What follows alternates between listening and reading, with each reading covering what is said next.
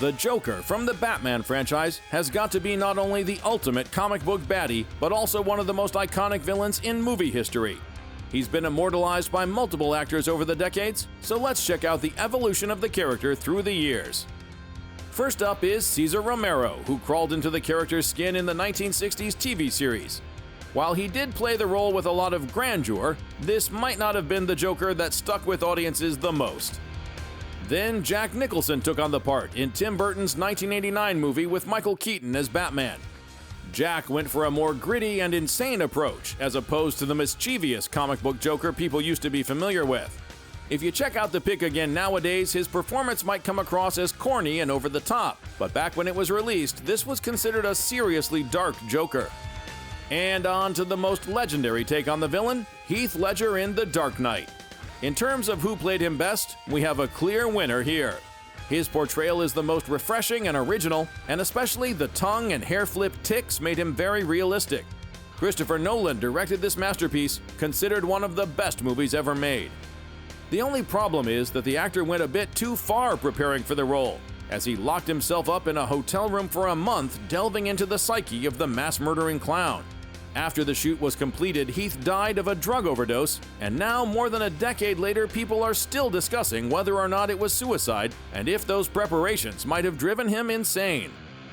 Ledger's take on Batman's arch-nemesis was both terrifying and mesmerizing, and won him an Oscar posthumously. I think Heath gives such a wonderful performance that it's clear who is the Batman, but there's also different psychological levels.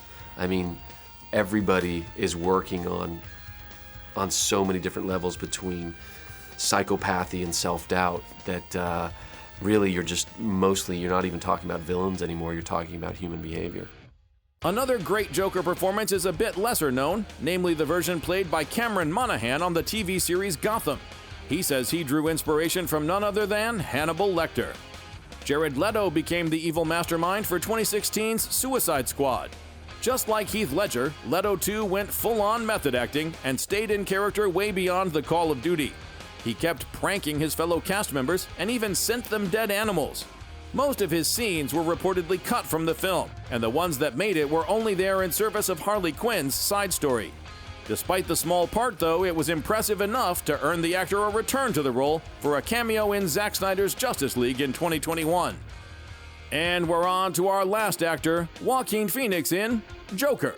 His take on the clown prince of crime has got to be the most realistic one, as for the first time ever, we meet the menace in a non-superhero movie. Joaquin is fantastic in what's essentially nothing more than a very gritty character study of a guy named Arthur Fleck as he plummets into madness. I'd never read anything like it. There are so many different possibilities, and I wasn't sure what was real and what wasn't. And there's something that was very exciting about that, because for Arthur, everything feels real. So whether it objectively is real or not, I don't know. But for him, it was real, and there was something that was great about that for me as an actor. The Joker first appeared in comics back in 1940, and over the decades since, he's risen to become the most iconic villain of all time.